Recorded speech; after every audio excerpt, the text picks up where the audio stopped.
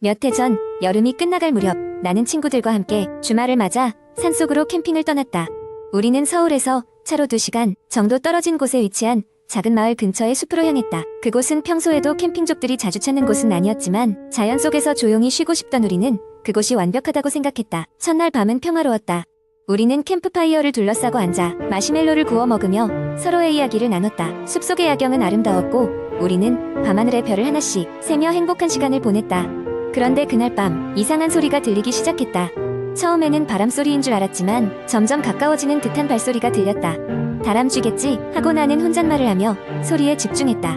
그러나 발소리는 점점 더 가까워졌고 그 방향을 알 수 없었다. 소리가 너무 가까워진 상황에 불안해진 우리는 결국 텐트 안으로 들어가기로 했다. 텐트 안에 들어와서도 우리는 누군가 몰래 장난치는 것 같다고 생각하며 대수롭지 않게 넘기려 했지만 나의 신경을 더욱 곤두서게 만드는 일이 벌어졌다. 텐트의 지퍼가 천천히 올라가는 소리가 들린 것이다. 순간 우리는 숨을 죽였고 나는 친구들에게 조용히 하라고 손짓했다. 무언가 텐트 입구에 있는 것 같았다. 나는 나의 핸드폰에 달린 플래시를 켜서 작은 틈을 통해 밖을 비추었다. 그러나 그곳에는 아무것도 없었다. 이상한 기운이 가라앉지 않았지만 우리는 그날 밤 어떻게든 잠에 들기로 했다. 다음날 아침 우리는 전날 밤의 일을 웃어넘기며 아침 산책을 하기로 했다. 숲속 깊이 들어가자 우울한 기운이 감돌고 있음을 느낄 수 있었다. 우리는 숲속 연못 근처까지 걸어갔고 그곳에서 우리는 무언가를 발견했다. 이전에 본 적 없는 작은 오두막이 있었다. 그것은 거의 쓰러질 듯 위태로워 보였고 창문은 깨져 있었다. 친구들의 호기심을 이기지 못한 나는 그들과 함께 오두막 안으로 들어갔다. 오두막 내부는 사람 손길이 닿은 지 오래인 것처럼 황폐했다. 벽에는 무언가의 흔적으로 보이는 낙서들이 가득했다. 우리는 그곳을 대충 훑어보고 잠시 후 밖으로 나왔다. 하지만 이상하게도 나는 여전히 누군가가 지켜보고 있다는 느낌을 떨쳐버릴 수 없었다. 그날 저녁 이상한 일이 또 한 번 일어났다. 우리는 캠프파이어를 다시 피우고 앉아 있었다. 그런데 담요 끝에서 무언가 반짝이는 것이 눈에 들어왔다. 가까이 다가가 보니 그것은 작고 낡은 손거울이었다.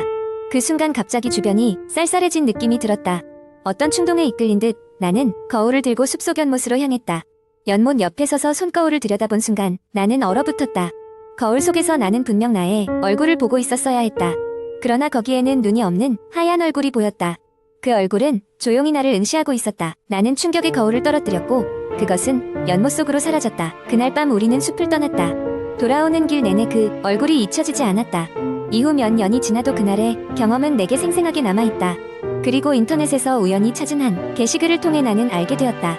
그 숲속 오두막과 연못에는 오래전부터 하얀 얼굴의 여인이라는 전설이 전해져 내려오고 있다는 것을, 그 여인은 이승을 떠나지 못해 계속 숲을 떠돌고 있다는 것이었다.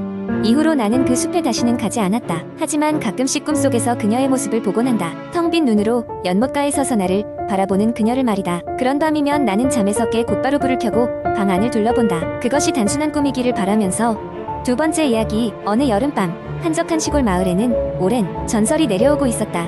수십 년 전 한 외딴 집에 살던 소녀가 실종된 후 다시 돌아오지 않았다는 이야기였다. 그 집은 시간이 지나면서 폐가가 되었고 사람들은 그 집을 유령의 집이라고 부르며 기피했다. 소문의 시작은 마을의 어르신들로부터였다. 그들은 그 집 근처를 지날 때마다 이상한 소리를 들었다고 했다. 마치 누군가 작은 소리로 웃는 것 같기도 하고 때로는 흐느끼는 소리 같기도 했다는 것이다. 이런 이야기는 마을 사람들에게 공포심을 심어주었고 아이들은 절대 그 집 근처에 가지 않았다. 그러나 용감한 일이란 누구나 한 번쯤은 꿈꾸게 마련이었다. 태호와 민수 그리고 지연이라는 3명의 친구들은 마을 전설에 대해 무모한 호기심을 가지고 있었다. 세 친구는 여름방학을 맞아 어느 날 밤 그 집에 들어가 보기로 결심했다. 그들은 각자 손전등과 스마트폰만 들고 모험을 떠났다. 집 앞에 도착했을 때 그 빈집은 외형만으로도 기괴한 분위기를 뿜어냈다. 창문은 깨져 있고 문은 절반쯤 열린 채 삐걱거리고 있었다. 태호가 앞장서 문을 밀자 무겁고 오래된 나무 문이 천천히 열렸다. 그들의 손전등 빛이 어두운 내부를 비추자 먼지와 거미줄로 가득한 낡은 가구들이 보였다. 세 친구는 서로 앞서거니 뒤서거니 하면서 집안을 탐험하기 시작했다. 첫 번째로 그들은 거실에 있던 낡고 먼지 쌓인 피아노를 발견했다. 민수가 호기심에 피아노 건반을 살짝 눌렀을 때 깜짝 놀랄 정도로 큰 소리가 울려 퍼졌다. 그 순간 집안 어딘가에서 정체를 알 수 없는 발걸음 소리가 들려왔다. 세 사람은 긴장하며 서로 눈치를 보았다. 피아노 소리는 발자국 소리와 함께 점점 가까워졌다. 태호가 손전등을 들어 소리가 나는 방향을 비추었으나 아무것도 보이지 않았다. 공포가 점점 밀려오는 그 순간 지연이 주변을 둘러보던 중 벽난로 위에 놓여있는 오래된 일기장을 발견했다. 그녀는 일기장을 조심스럽게 펼쳤다. 그 속에는 실종된 소녀가 쓴 것으로 보이는 글들이 빼곡하게 적혀 있었다. 일기에는 소녀가 집에서 이상한 느낌을 받았고 날이 갈수록 점점 더 많은 기이한 일들이 벌어졌다는 이야기가 담겨 있었다. 밤이면 누군가 그녀의 이름을 부르는 소리를 들었고 벽 너머로 수상한 속삭임이 들려왔다는 내용이었다. 마지막 페이지에는 떨리는 손으로 급히 쓴 듯한 글씨로 도망쳐, 그들이 찾아오고 있어 라는 문장이 적혀 있었다.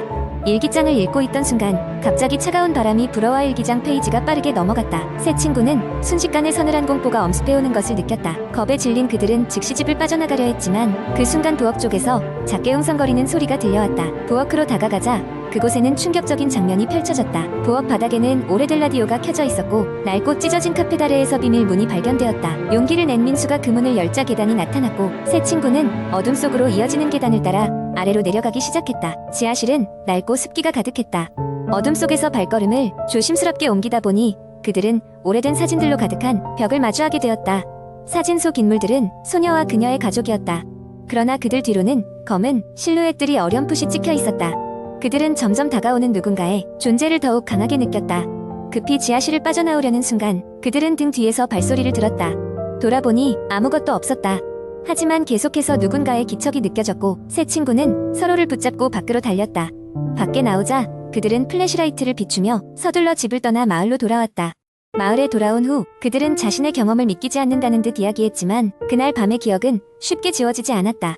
그리고 시간이 흐른 후 그 집에서는 다시 한번 소녀의 목소리가 들리는 소문이 퍼졌고 그곳은 더 이상 아무도 들어가지 않는 금단의 장소가 되었다. 그날의 사건 이후로 태호, 민수, 지연은 다시는 그 유령의 집에 발을 들이려 하지 않았다. 그들이 마주한 것은 단순한 공포 이상의 무엇이었다. 그들이 발견한 지하실의 비밀은 여전히 미스터리로 남아있었고 그 집은 여전히 마을의 전설로 남아 사람들이 이야기 속에서만 다루게 되었다. 세 번째 이야기. 어느 깊고 어두운 밤 서울 변두리의 한 외진 마을에 있는 낡은 집에서 일어난 이야기다. 이 마을은 산으로 둘러싸여 있었고 소문에 따르면 오래전부터 이상한 일들이 많았다는 전설이 전해 내려왔다. 그 중에서도 특히 초겨울이 되면 해가 지고 긴 그림자가 마을을 덮을 때마다 어김없이 나타나는 흉가의 여인 이야기가 유명했다. 김선우는 서울 변두리인 이 마을에서 태어나 자란 청년이었다. 그는 어렸을 때부터 마을 사람들이 밤이 되면 무언가를 두려워하는 것을 느낄 수 있었지만 구체적으로 어떤 것인지 알지 못했다. 사람들이 말하기를 그 낡은 집에선 수십 년 전에 끔찍한 사건이 일어났고 그 이후로 매년 같은 날마다 여인이 나타난다고 했다. 여인은 하얀 한복을 입고 긴 머리를 늘어뜨린 채로 집 앞에서 누군가를 기다리는 듯 서성인다고 했다.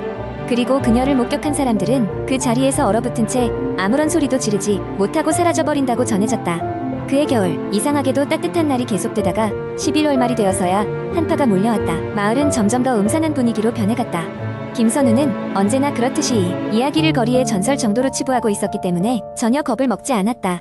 그러나 그와 같은 생각을 가진 친구인 진우에게서 밤중에 그 흰가를 한번 방문해보자는 제안이 왔다. 야, 선우야, 어차피 이런 거 다 헛소리야.